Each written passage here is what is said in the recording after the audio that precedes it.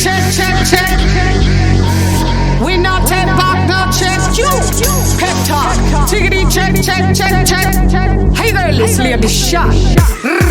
We know say wilder. You don't want the drama. When Tyson rise up the llama, say to pray at night with your father. He that thing by him out from your corner. You, me know say you're gonna rematch on. You know say you're gonna. Bad man, you run your mouth karma. When the then contract expire.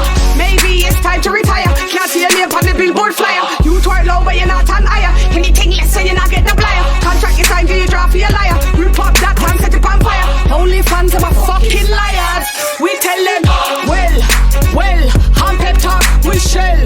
Well, I'm pep talk, we shell. Well, I'm pep talk, we shell. Well, then. I'm out, God. Hey girl, it's lady Chann. Red nonetheless, straight from the sun cycle farm. Yo, Wilder, fix up yourself, yeah. Straight send from your girl, lady Chann. I'm pep talk, well, I'm pep talk, we shell. God.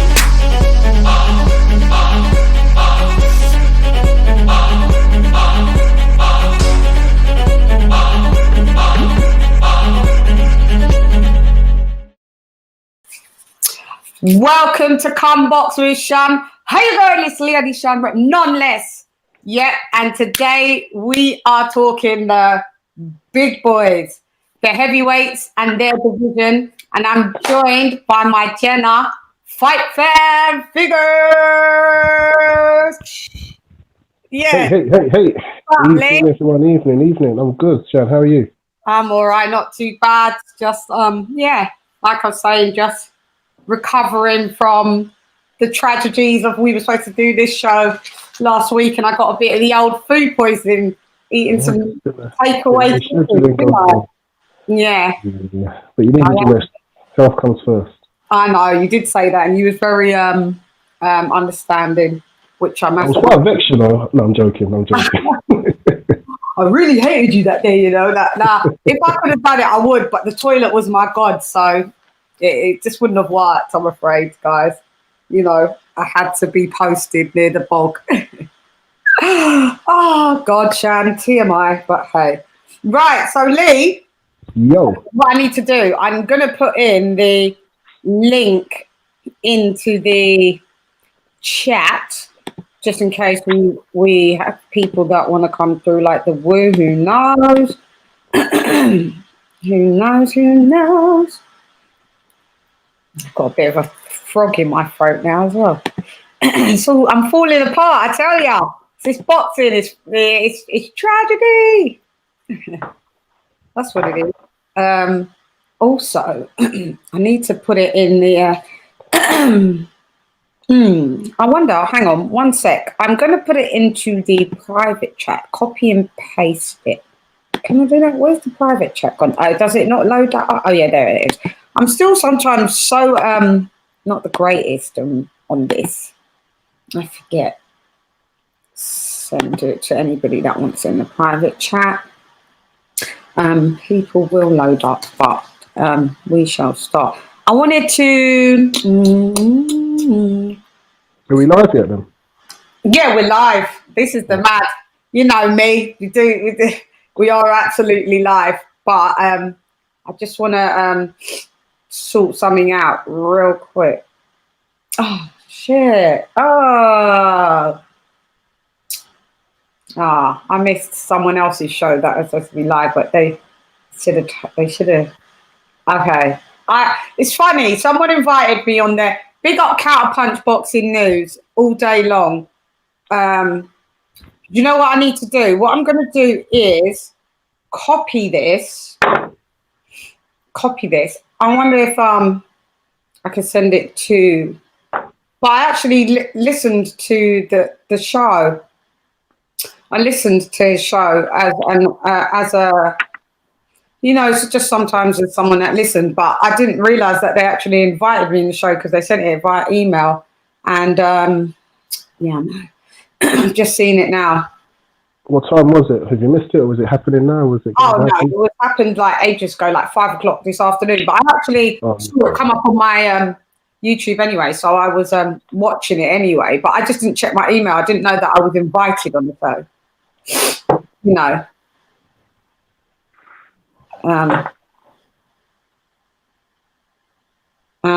Yeah. This is why people love the show, because we are raw. We are raw, aren't we, Lee? Listen, that Hara Davis interview had me in stitches. Did you love it? Funny. Yeah, I put it. That was funny. Did you love it? It was funny. We got This is come box with Chann. We don't worry about hurting people's feelings. Yeah, we don't business about everybody's type. Just comedian. You get me? Like, I don't know why. Yeah, I don't know. You know, sometimes people they think it's too much outside the box. And they. This is genuine opinion. If someone gets offended by a genuine opinion, what can then they're silly. He's not aiming to just be out of order. Yeah, then they're silly people, aren't they? But we have no time for. Hang on. I'm sending out it to also. So I'll tell you what we're going to start with. Because this is what people always. I see people always criticizing me, because there's critique and criticism, and it's like, listen, guys, I'm not a boxing expert. I'm a girl that loves boxing, and I'm a girl that's learning, as I was raised in boxing, and then I made my venture in music, and became a mother, so wasn't always on the road of boxing. Lockdown happened. I got back into boxing. I got picked up by Tunde Ajayi. I got endorsed first and foremost by Spencer Fearon.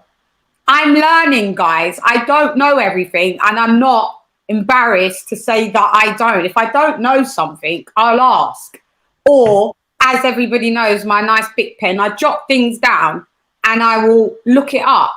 Like, I spend a lot of time researching, and people hit in the comments, just to let you know, just like, I'm not saying anything bad, but, and then, you know, when they say that, they're going to say something bad. So it's just like, yeah, what I know is what I know. I'm a student of the game. That is what I say. I think that there should be a space for all levels of opinions in boxing. You know, yeah, all people that enjoy it. Yeah, you know, we're not all trainers. We're not all, you know, previous champions. Analyze. We give our perspective from what we think, and right. You know, it's just an opinion at the end of the day. It's just an opinion. Yeah, and we do. We are still students of the bloody sport. We love it and we study it. And I'd like to think that I know quite a fair deal of some of the bits. You know, gosh, give me a break. But anyway, yeah. So we are going to just tap in. So what I'm going to be talking about is, well, we're talking about the heavyweights. Devil Beats, big up.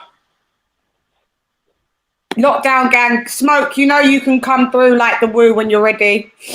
Yeah, I know, but you know. So me and Lee are gonna have a word, but you can come through, and wait backstage at any time, because we want everybody's vibe and opinion. So Lee, this is what I was saying. Peace, Smoke. So I wanted to start at the heavyweight division.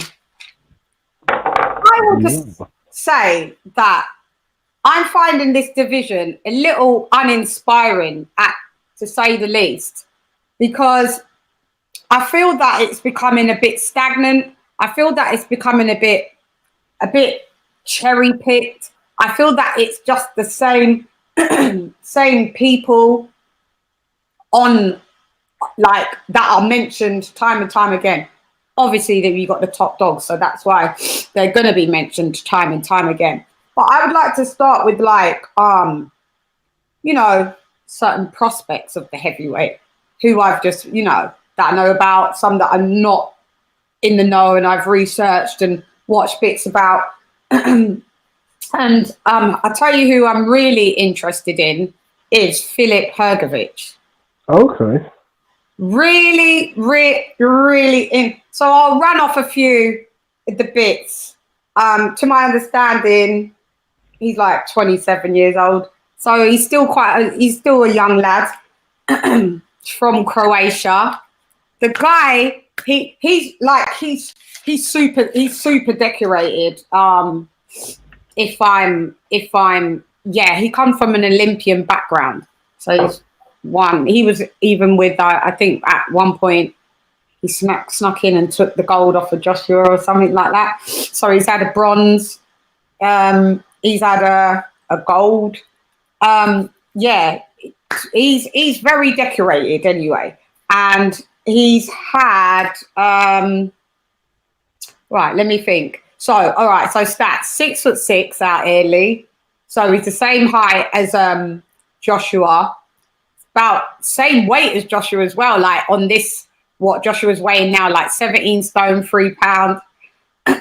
He's got a 78% knockout ratio. He's got the WBC international belt. What else do I know about? So I've been hearing his name, obviously, playing about. So I thought, Chann, let me just watch this guy. This guy is wild. This guy is Lee. This guy beats people up. Like his punch power is on a next fucking level. I'm scared. Like I've never watched like a fight and been like this. Ooh, ooh, ooh, ooh. Like every time he was like, man's got a mad overhead right. So I watched him destroy in 3 rounds.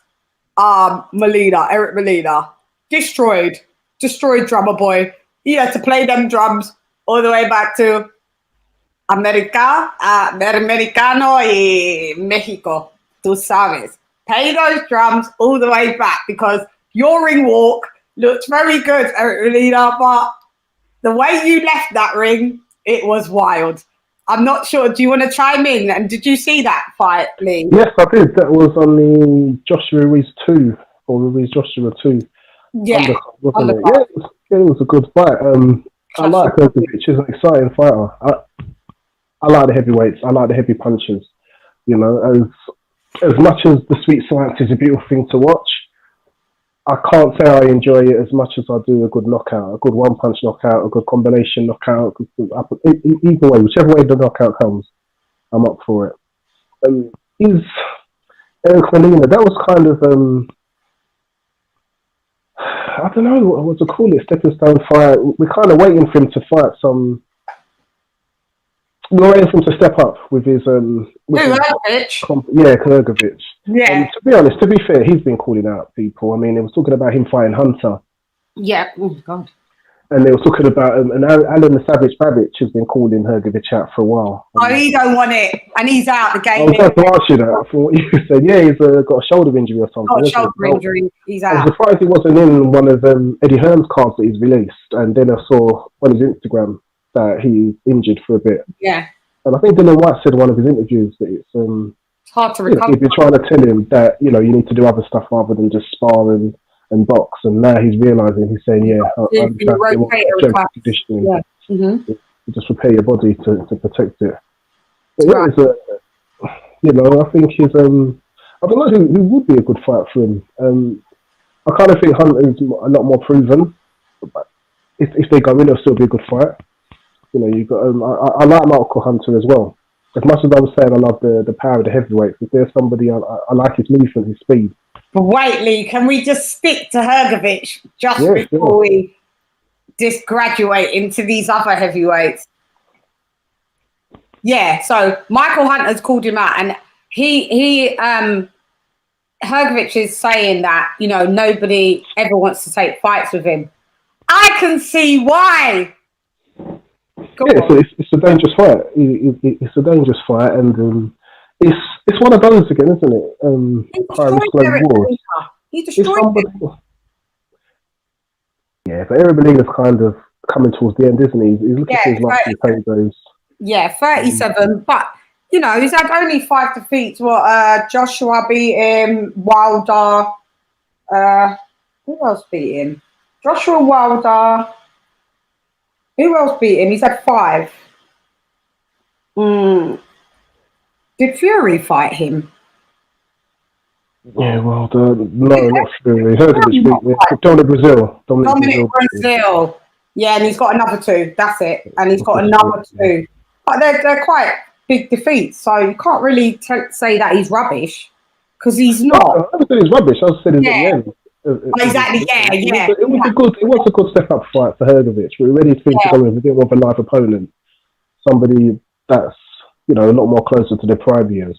Yeah, that fight was embarrassing but I didn't get, I just want to explain to the people that, so it looks, Hergovich's killing punch is like, he does a mad like looping rights and overhead rights, right? And in that fight, he kept banging the back of my man's head.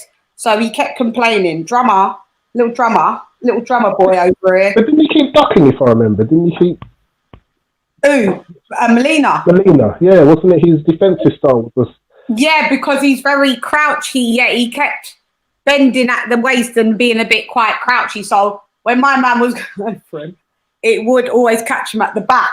But it seems like something that Hergovich does a bit. And that ref, in all fairness, was rubbish, that refereed that fight, because Hergovich should have got a point or 2 deducted, even if I know the fight was only 3 rounds, but he weren't really warned. The ref didn't really pull him aside and say, like, look, you keep, because even though Molina kept saying, like, yo, he keeps doing this at the back of the head, and when I was watching the camera, then the replay, you could clearly see that they was catching him at the back of his head. But the geezer, I don't know. I think he's great, and he's well worth a mention. But when in round 2 when he clobbered Molina down, but I mean Molina was on the floor, but the ref decided not to do a count. I think the ref did that twice.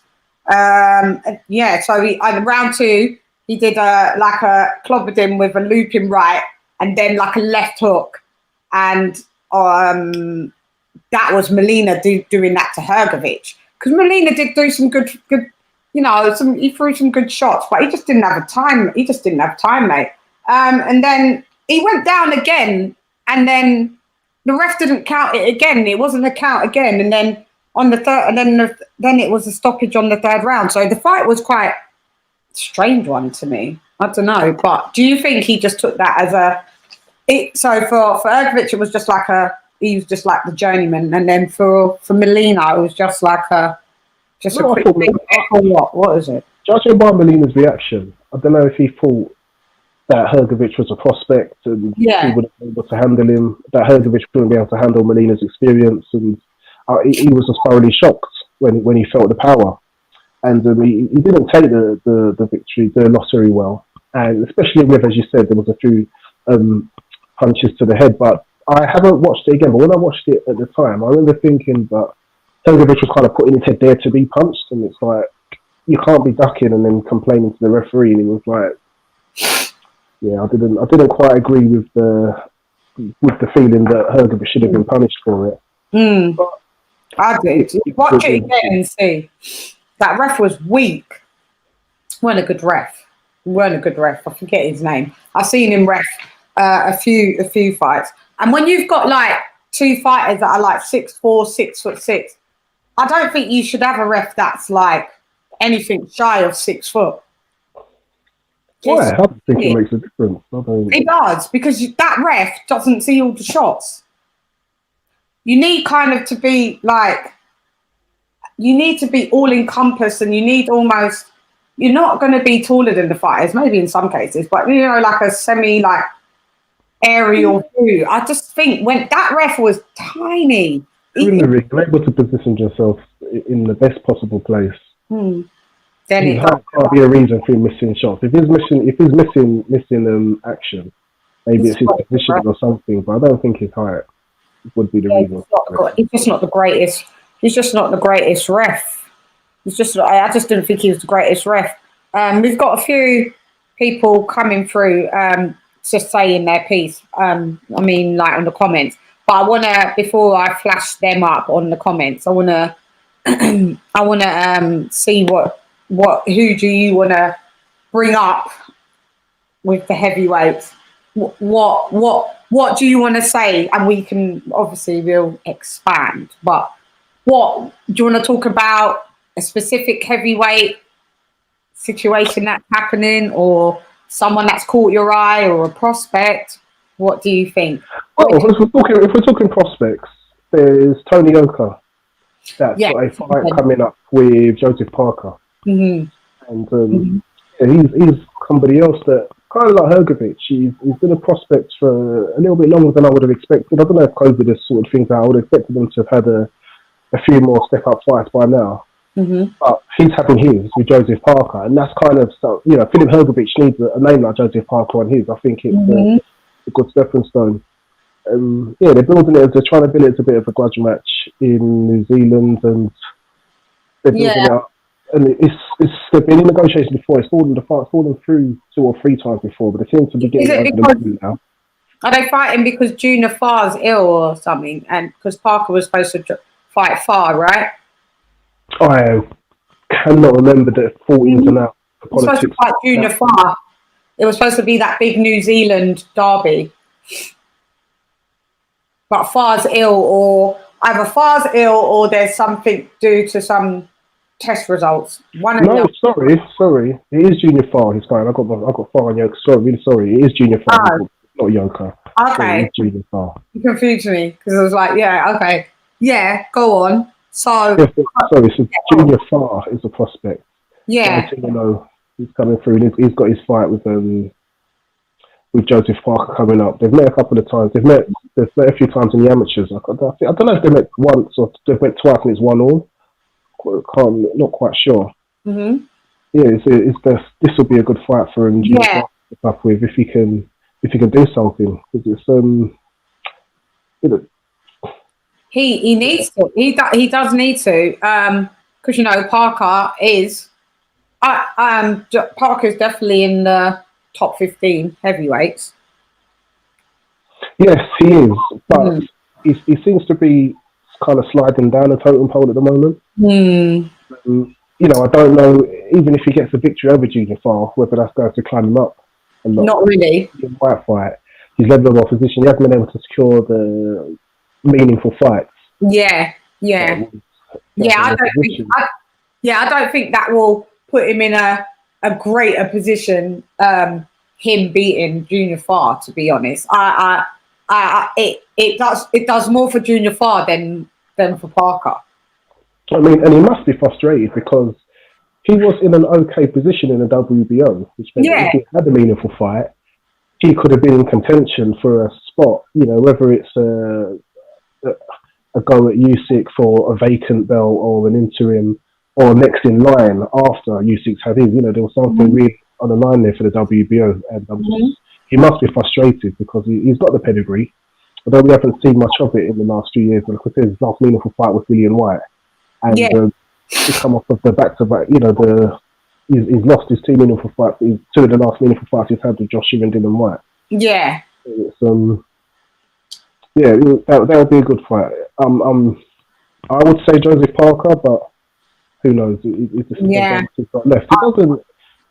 He doesn't seem battle hot. He doesn't seem battle weary. He doesn't feel like he's been in many wars or. No. He's got a reason for his body to start breaking down. I don't know whether it's just hasn't been in there with quality enough opposition. I don't know if he might have lost a bit of the sharpness he had in the ring when he was the champion. Yeah. I don't know. Well, like we're saying, we're just mentioning, and he's worth a mention. So, also, we're gonna have to chop it up about. But you know what? Who else I was checking out? There's Adam Kawanaki. But what do you think we go with Adam Kawanaki? Yeah, has he agreed to fight his rematch with Hellenius?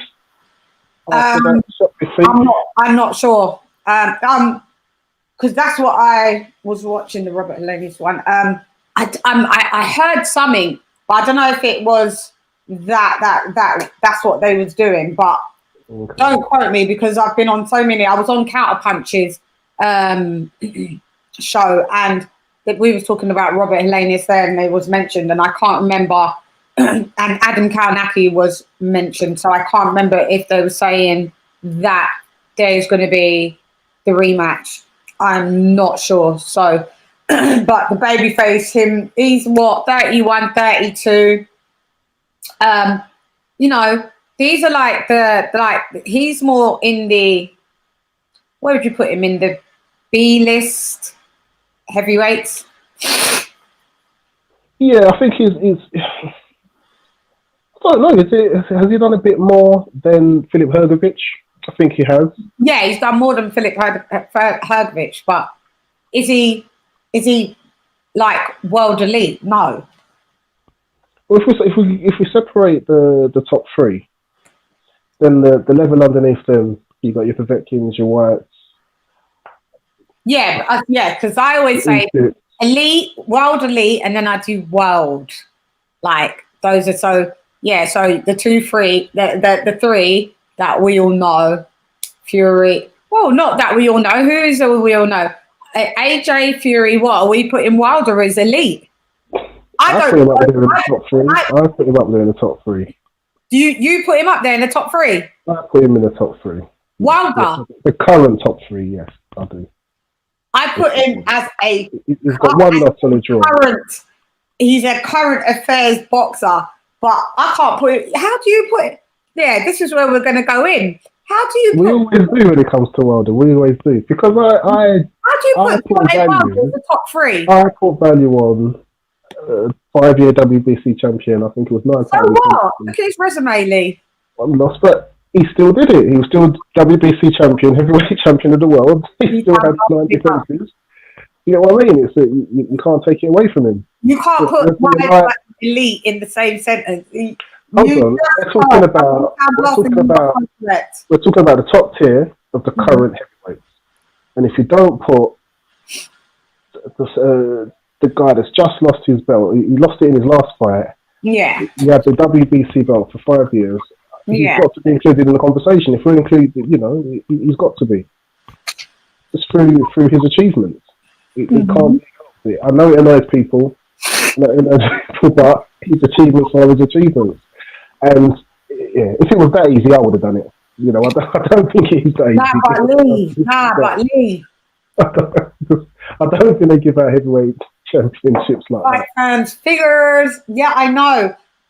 But you've got to realise he's fought no one. He's got no...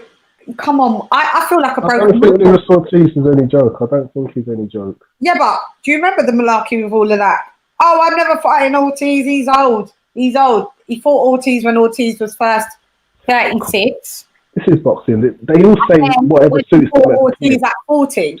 But they all say what suits them at that point in time. So that's why he's not elite. He's just so not elite. But all right, so going on that, so we've got the elite that you've chucked Wilder well in there. World level, where does it come down to? So world level for me, White Povetkin. Usyk is heavy. Well, you don't really know. He is world level coming from cruiserweight, but is he world level in heavyweight? Don't know yet. No, so I'd say the next three here: Usyk, Dillian White, Alexander Povetkin. You've got to throw Andy Ruiz in there. Yeah, Andy Ruiz, definitely. I would rather take Andy Ruiz out of world, and I'd put him in elite and take Wilder out of elite and put Andy Ruiz as 3. I'm telling you. Andy Ruiz. The unified title fights. Yeah. He's lost 2-1-1 in his title fights. He lost to Parker, lost the rematch to Joshua. Yeah. He was unified champion. He did hold the belts once. He wasn't able to defend them. I think that puts him in a second. Well, he defended them, but he just lost them. Well, yeah, he wasn't able to successfully defend them. I think he puts him in the second tier. I don't think he puts him in the top tier. You can't be top tier for, you know, holding a set of belts and losing in your next fight. I think it puts you up there in the tier below. Like you couldn't do it. So I'm saying. So it's well, I just don't think it makes him top tier. If you're talking about Wilder shouldn't be top tier, and you're trying to shoehorn Andrew Wiggins for that. You said Wilder should be because to get the WB like that. To hold it. Andrew Ruiz title defenses. Yeah, he's held a championship, multiple defenses, way better level one, drawn one, and I don't think that's it. I don't think Andrew Ruiz doing that once, having 3 title defense, 3 title fights, losing 2 and winning 1 makes him in the contemporary top 3. I don't think it does. I would put Deontay Wilder in there. Okay, I could see your point now. It was just a challenge. But it's still subjective, isn't it? Everyone's gonna have their own list. I can see what I can get why you're saying that. I can work with that. I can work with that. Bevel Beats, I'm here. Walk on. Thanks for tapping in. Lockdown gang. This is the, if anybody wants to tap in. Big up Jalik. I'm just going to give people a couple shouts out. Was on my other one on accident. Do you know what? I tried to see how that looks on going live on YouTube, and tell me, what does it do? Because when you're on live on YouTube, I don't know, it's different. It's a different thing. I wanted to see what was the difference of going live on YouTube via StreamYard than going live directly on YouTube, if you get what I'm saying. I'm trying to work out. So yeah, so Sam, we'll speak about this after. Devil Beats is saying I'd like to see him with Joe Joyce and Hunter. I really like Hunter's style with him. So is he talking about Ergovic, do you reckon? Yeah, I think so. Okay. I think so. And that would be could you imagine Joe Joyce and that, because they're both 2 powerhouses. They're both like juggernauts, mate. I think they fought already in a kind of semi-pro kind of bout. I think Joe Joyce beat Hergovic. Really? It was a while ago. Yeah, it was around the time when Usyk beat Joyce. It was a few years ago. Yeah, back in the was it the Commonwealth or? No, this was one of the Soundings tournaments. So back when I saw that fight. 5-round tournament. Yeah, I saw that fight with Usyk and Joe Joyce, a much slimmer Joe Joyce. Obviously, he was being coming in doing his cruiser fight. But yeah, I saw that. I was reading a question from D-Town Blaster asking, Lady Chann, does he believe Wilder is better than Povetkin or White? I believe that Wilder has achieved more than Povetkin or White, and therefore I would put him in the current top 3. Whether I think Wilder beats either of those in a fight is a different question, but we're talking about where we would rank them in our, where we're ranking their current copper heavyweights, and I put Wilder in the top tier. I accept that Wilder doesn't have many fans, and I accept that there's a lot of reasons why people don't like Wilder. Do you really technically think that Wilder is better than Povetkin and White? Or White, or any of them two at all? Technically, no. He's a better boxer than any of them. But he's achieved more. Yeah, but with his arts, I think D-Town's arts is Wilder better, as in not on his resume. We're just talking about skill set. Is Deontay Wilder a better boxer than Alexander than Povetkin or White? Alexander Povetkin or Dillian White? Alexander Povetkin seems to me like a consummate professional. Like, that man has studied every angle of every shot. He can tell he does the drills. He's just, he is an apt student. I could not say that about Deontay Wilder. Dillian White has added loads of different strings to his bow. He's learning more with each fight. He's worked with various trainers. So, is Wilder better than them? No, he's not. Yeah, no, exactly. No, he's not. That's all he was boxing. Okay. See? You see Wilder lovers, yeah? They always go around the mulberry bush.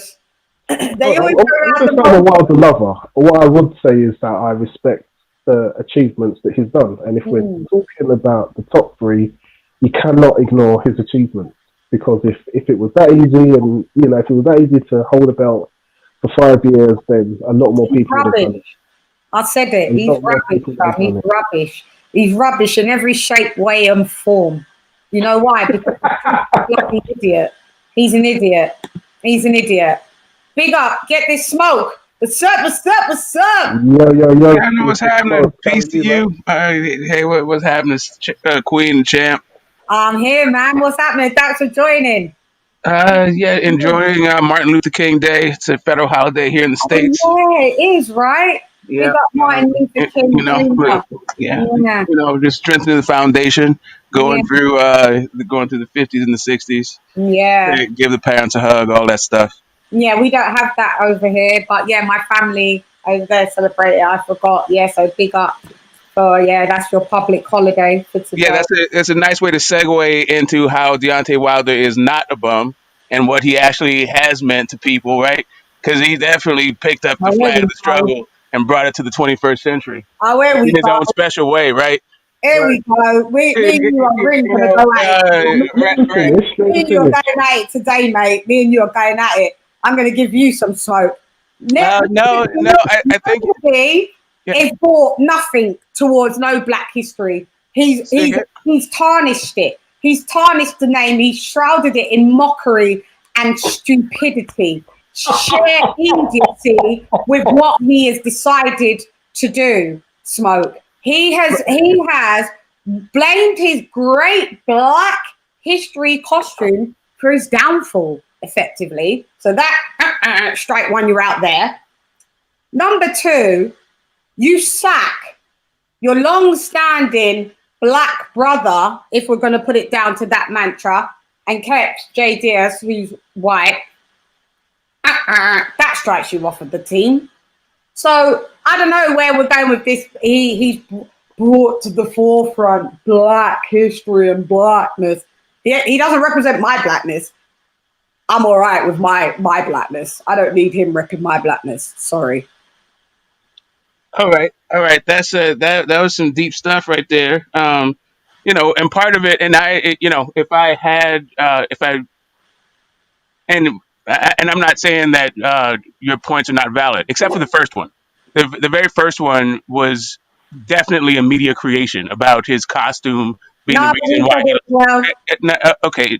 All right. I heard it. I heard you. Right. So I can go through the whole thing, but it's already been chronicled, the context of which he was speaking and how he was taken out of context, and that's not what he was saying at all. But that's even beside the point. Nobody was even talking about Black history before that. So regardless of how you feel like he repped it, as it was different from you, nobody heard you talking about it or Tyson Fury talking about it. Right? No, what I mean by nobody, I mean the masses of people around the world. Yeah, they do. Listen, I've heard it. I've heard it. Well, I never needed Deontay Wilder. I didn't say that you did. I didn't say that you did. But I didn't say that you did. I said that nobody was talking about it. The masses of people around the world were not at all referencing Black History Month at all. As a matter of fact, a lot of people got the impression that him invoking it at all was racist. Right, that he brought racism into. No, I'm saying, listen. The internet is, it's a global thing. So you hear what people's impressions are, and you're somebody who lives in the States, so you understand that there's a culture here that's that doesn't necessarily get projected to everywhere else, and only in bits and pieces, and so it comes out of context, right? So all I'm saying is, when it came to that costume thing, he was asked a question as to why he may have felt different, and he was talking about a whole bunch of things about how he may have felt different. None of those things were him saying, "This is why I lost the fight." Right? So that's just one thing. But let me go. I'm just listen. I'm gonna just go. That was just that particular thing. That's just that. All right. Yeah. Let me agree with let me find another point that we agree on, just it's specifically and then generally, right? So for me, I think wearing costumes is stupid as whatever at the end of it. I don't like it at all. This is not wrestling. I didn't like when Michael Hunter had the Predator mask. I didn't like when guys were coming out with Wakanda thing. Like I'm not into that kind of thing. So to see him dressed in the manner that he was, with skull and crossbones and I like device. it. Well, All right, in the beginning, I thought it was ridiculous, right? So on the night, I was live on air while he was doing his ring walk. So I Mhm. thought the entire thing was absurd, right? So anyway, but it wasn't cool. Like the craftsmanship and all that, great. The fact that he was taken out of context is once the cat's out of the bag, you can't put that thing back in there, right? It's going to be very hard to put it back in. So I understand where you're coming from. I'm just telling you that there's other reports out there that you may not have been aware of, and you can take them or not take them. But why cherry pick information, right? Let's not be biased because you don't like the fact that because you don't like. Let me just finish. Let's not have, because I feel like there's some halo effect going on. I feel like you're saying because you don't like the way that he's represented, that means he hasn't accomplished anything in the ring, right? So there's at least that thing going on that I think is a really interesting leap. But I also feel you when it comes to the if you're going to talk about being 360 degrees all the way down, representative of the black struggle, what's going on with that manager, right? So that's for him to explain, not me, because I don't know. No. It's for Right? you to explain because you've jumped on it. You've No, jumped no, on no, no. Well, it.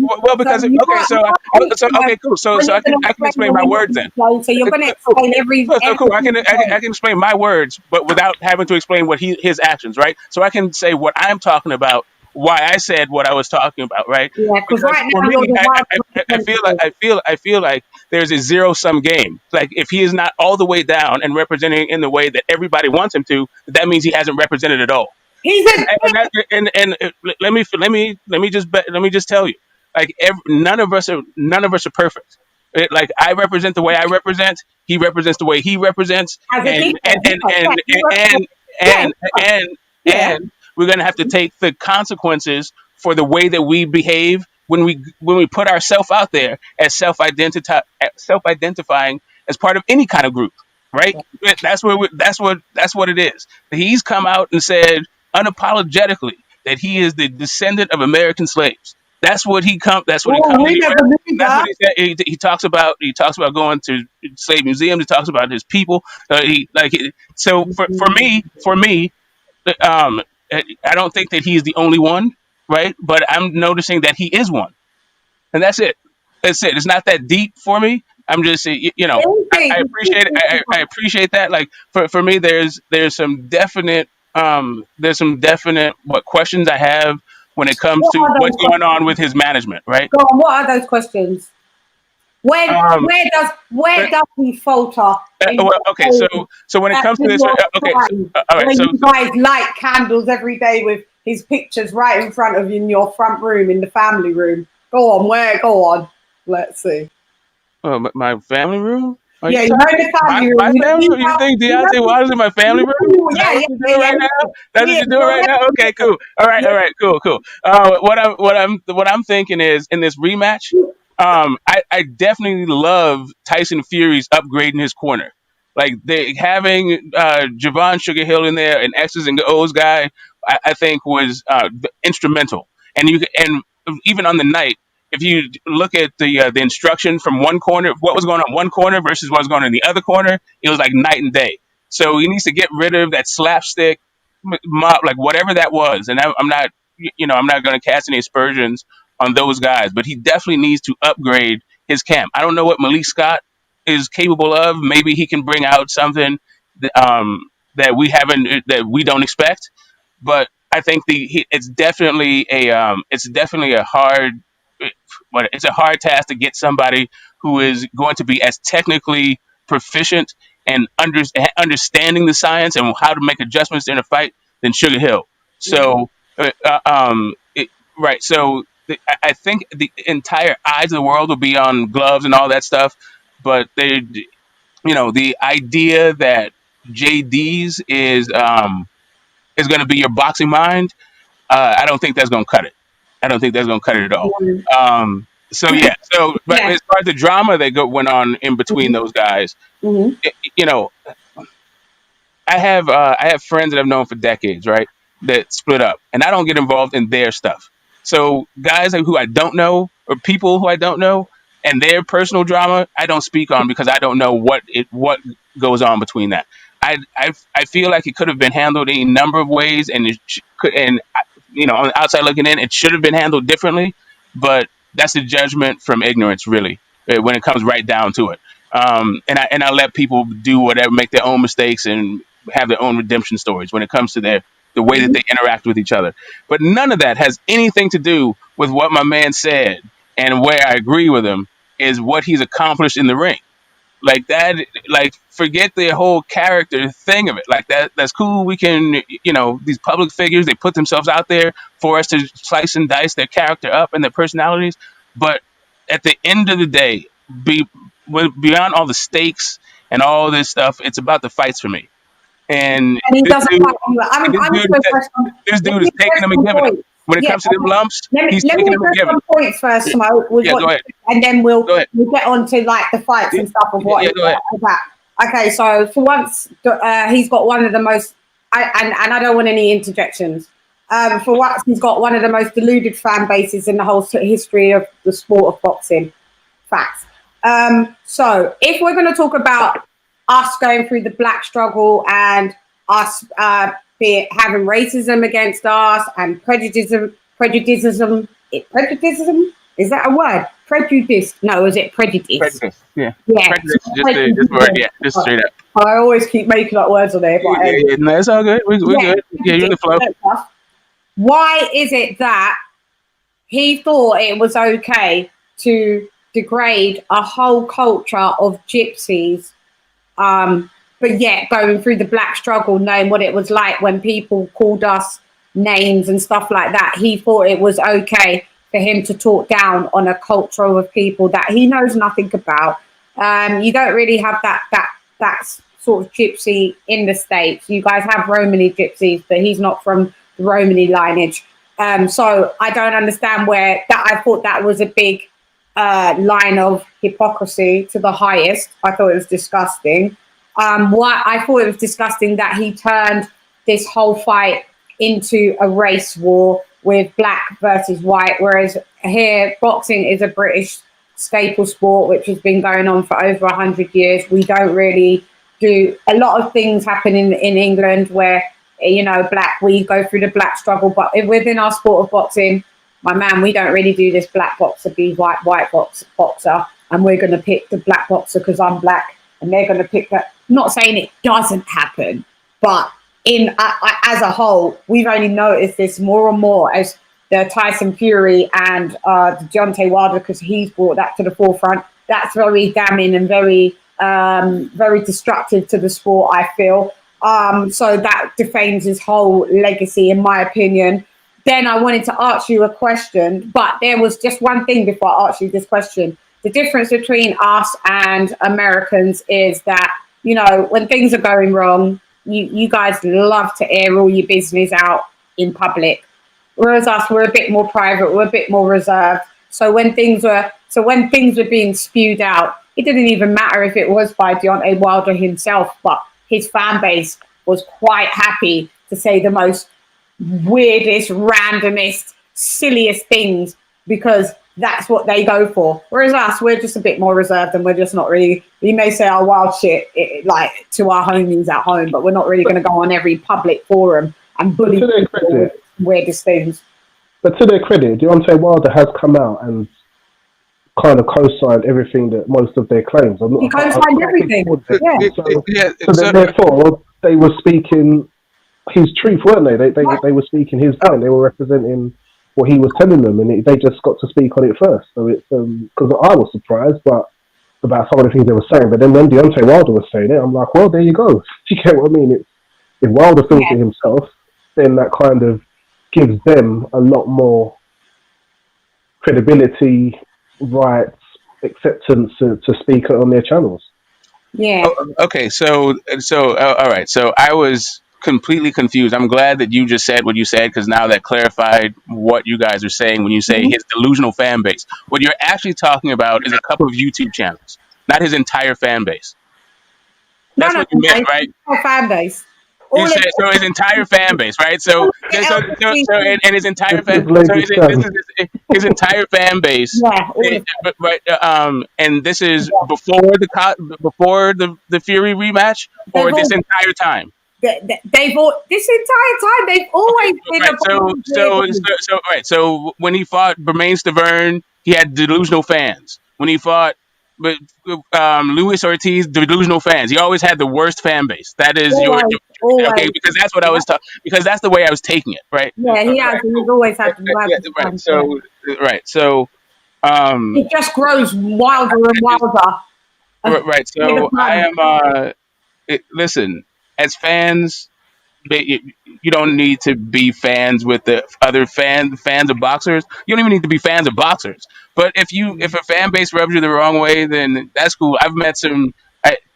We have football here. You guys call it gridiron, I guess. And there's the Dallas Cowboys, right? So every year these guys are going to win the Super Bowl. They have not made the play like they made the playoff once in like 20 years or something. Like delusional fan bases to me are fan bases that have some unreal expectation, right? So, just a guy supporting a guy past what you think is what morally bad, morally incorrect answer or morally incorrect behavior. I don't think that has any. I mean, cool, like that's your personal preference, but I don't think it's on the fan bases to really give a damn. Really, like that's cool. You got your opinion; they can have theirs, right? And you can support who you want for whatever reasons you support them, Yeah. and that's your prerogative. It's not. There's no committee of how you should support a guy when as long as you're not like breaking the law and hurting If you're not anybody. against gypsies, then But to go back to the cultural differences, right? There's a lot of cultural differences. I think that's being overlooked, right? So not just the racism aspect of it, but the where it happened and how it happened. I don't know to the extent that racism was actually, I mean, that slavery was actually practiced in England, right? But to the extent, I know that it was nowhere near the level that it was actually practiced in the United States, and also the legacy why did of you that, live here? and the legacy Why of did that. you live here? Did you live here at any point to know that it was never like that here? Yeah, I did. I did live there, but I In mean, what way that we didn't suffer the no, I said, racism?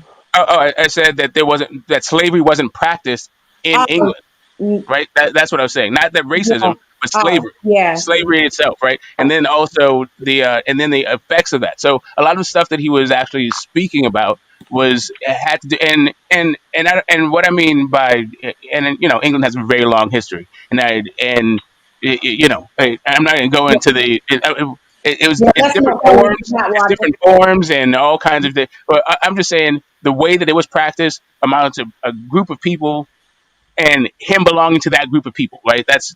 Let me be very specific with what I mean, because I'm not talking about like what happened in Ireland or serfs or whatever. No, any of that stuff. I'm just talking about the idea, what he was saying when talking about the American descendant slaves, right? The I believe the thing that started off this entire what you were describing as a race war, Hmm. or his what I was well I think what you mean, what I think it would be closer to say what his words furthered a race war, because I don't believe he started any kind of like whatever animosity happened, whatever problems happened, or whatever problems, tensions existed between these communities could not have been ignited by what he said, because what he was talking about specifically was about himself and not anybody else, right? And he was making, and it was so when like I was saying, I believe it started when You he said, heard the white devil. I believe it started when they got the $12.5 million offer, and he Mhm. called it a slave contract, right? I Called believe Eddie that's the thing Hearn that a started white, the whole. and he called Eddie Hearn a white devil. No, what he said. No, what he said. He didn't call him a white devil. That's a thing. He called him a snake, and he said that he was a Call him a white white man. devil. He said he was a white man milking another brother, right? Calling him the Call cash him cow. a He white milked the cash devil. cow, right? So no, but really, he called it a slave contract. The white devil thing, like I said, I think that there's some of this stuff is out. Anyway, whatever. So, Whether he did or whether he didn't, they no, we're gonna say what he did. We're not gonna just dismiss it. okay, all right. So I mean, We're right. So gonna say everything. so then Otherwise, let's we say operate from the same. nothing. So if that's what we're going to do, let's operate from the same point of facts. If we let's bring the links out, right? If that's really what we're going to do is have a strictly cognitive argument where we're going to just make explicit statements, then I don't understand. I didn't hear him say that, and you're saying you did. You want to educate us all? Drop a link. Or we can just move on Yeah. we can just move on to the Yeah, I'll have subject, to find the right? link. Right. So Deontay Wilder calling Eddie Hearn a white devil is not starting a race war. That is him having a contract dispute and him making a personal observation about that guy, right? So if to you that means starting a race war, that is another cultural difference between the United States and the UK. Because if Deontay Wilder said that about Bob Arum, it would not spark a race war. Not at all. If he said it about it, if he said it about who else there, I guess there's really not another prominent guy. If he said it about Lou Duva back in the day, it would not spark the race war. Those are not words that spark race wars. Those are in the United States. In the United States, right? They're inciting fuckeries. You know what I mean? He's participating in fuckeries. All right. He's participating in fuckery. Oh, okay. So okay. So okay. Or he's describing his experience as a guy who is trying to screw him over in a contract and make him take less than he deserves. So maybe even if he called him a white devil, is because Eddie Hearn was acting white devilish. It's unacceptable. Unacceptable. We don't. I mean, unacceptable to what? Okay. Unacceptable. So here's the thing. Here's the deal. If you don't want to be called a white devil, don't behave like a white devil. How about that? Well, if you don't want to be called the fucking biggest loser in the whole of boxing history, how about not acting like the fucking biggest loser in the whole entire of boxing history? Well, my point. Okay, that's cool, but how does that start a race war, though? Goes both ways. I'm saying, but how does that start a race war? Like we went from loser to loser because when he said that, Deontay Wilder was undefeated, right? So as we're skipping over topics, right? Stop living in the past, Smoke. I know what you don't even. You bring it to 2021. He's a loser now. I'm trying. Listen, you made a lot of points. I'm trying to go through what your points are. No, you're not. You're trying to overtalk me. Okay. No, you're not. You're trying to overtalk me, and I'm not actually having I'm it. overtalking you. Okay. Usually I give you a lot of the time of day, but you're chatting shit, and I'm going to have to be quite raw with you, and you haven't seen the side of me. Don't come on here and chat shit. We're going to talk it how it is. You know I didn't say he created the race war, but he incited it. Yes, he did. He was the one that he fueled it, if you want me to use better words. He fueled it. He didn't have to fuel it. He didn't have to talk about you haven't come to the point where we're talking about the gypsies. The gypsies. Okay, cool. There's lots of audio and footage of him talking about that now, isn't there? I don't think that there is then also I believe in your okay, yeah, because what like you said in your when you were talking about it, like we were talking about it, we don't have gypsies here. Where's Deontay Wilder going to get this extensive history and understanding of gypsies? Like I don't think here's the thing. I don't say again. He read it, obviously. He read it. You think Deontay Wilder is sitting around? He's not learning boxing. He's learning gypsy. That's what you think he's doing with his life. Is sitting around reading up on the history of gypsies to find out how to insult them. Smoke, he said it. He said it. Okay, what did he say, Lady Chann? Let's go through this. What did he say? All right. Let me speak. Otherwise, I'm going to have to mute you, and I don't want to have to do that. Okay. He said the gypsies are a race of people that are known for, what was the word, Leon? Known for not being honest. Dishonest people. You don't cheat. Dishonest people. That's damn. That's it. So that's indefensible. Right. That's indefensible. But all right. So you're muted 1 second because you're not listening. So they're dishonest people. Yeah, and he said that is the reason why he knows that Tyson Fury cheated, because he comes from a race of people or a culture of people that are dishonest. Okay. So I think you last said, get the smoke, that would be indefensible. That comment. I'm saying if Deontay Wilder said that, that is an indefensible comment. What that has to do about whether or not he is a black guy, I don't like. Or is all right. So Just say you don't know. I think we're conflating ideas. Can a black guy say some things that is completely indefensible and reprehensible? Sure, he can. Can he do that and still be repping his people? Sure, he can. Like I don't. I think that if you want to, what is it?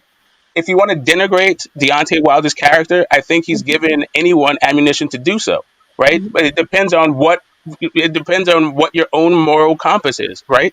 And what you think how you think people should be behaving, and that's fine. We all have our own thing, but that is, I think, again, a little bit tangential to what he's done inside the ring. Like whether or not you like the man or you like the man's fans, that's cool. You don't have to like the man or the man's fans. What does that have to do with what the entertainment that he gives us from the fights? And that's where I stand. I enjoy, well, the fights. I can't think, the Louis Ortiz, particularly the first one. I thought that was a great bout. I really enjoyed the second Fury fight as well. I can't say that he doesn't bring excitement. His fights don't produce a lot of excitement, and I am glad that I can separate the kind of fans and the distasteful things he says from his actual performances in the ring and what he's actually achieved. And I understand that he's upset a lot of people, and his fans have got into it with a lot of people, and it makes them see what he does differently. But I can't ignore his achievements. I just can't. We're just talking about heavyweights. We're talking about heavyweights. We're talking about the heavyweights. We're talking about the heavyweight division. He is a bone of contention. He is a thorn in everybody's side. He is a walking contradiction. Or sometimes he's not even walking. He just gets his head and face bounced off the canvas like a lot. So sometimes he's not even walking. Let's be fair. He's deluded. His fan base is deluded. He's prejudiced. He's a hypocrite. He's contradictory. He's rude. He's disgusting. He's disrespectful. He stands for nothing that a lot of people that are from the good people, whether they're black, white, Asian, whatever, we don't stand for it. We don't. There are. But he does stand for it. Character traits. He does stand for nothing. Yeah, exactly. I got it. See, here's the way he talks about his family. There's also good people. Oh, okay. Yeah. Okay. Oh, I'm sorry. Go smoke. No, on top of it. I'm all there. On top of it. I don't want you to mute me again. No, I said, and on top of it, he's not even a great fighter. How dare you be all these things and be rubbish? Get out of town. Bye, Wilder. So, which heavyweight hasn't had their head bounced off the canvas? Which of the top guys? Not like Wilder. Yeah, all of them, right? So all of them. Yeah. So Wilder's not a professional company right there. So all of them been off their feet. They all got knocked off their feet at this point, right? So, as a matter of fact, Wilder is responsible for a lot of guys being knocked off their feet. Right. So if we're talking about characters, right? If we're going to pick through the characters, let's talk about resume. Let's talk about resume. Oh no, I mean, why pivot, right? Like, why not? You said he's knocked a lot of people out. So, he's knocked out a lot of bums. Yeah, he has. Go on. Well, I mean, I guess it depends on what you call it. Here's the thing. Here's the deal. Ortiz is great. Okay, all right.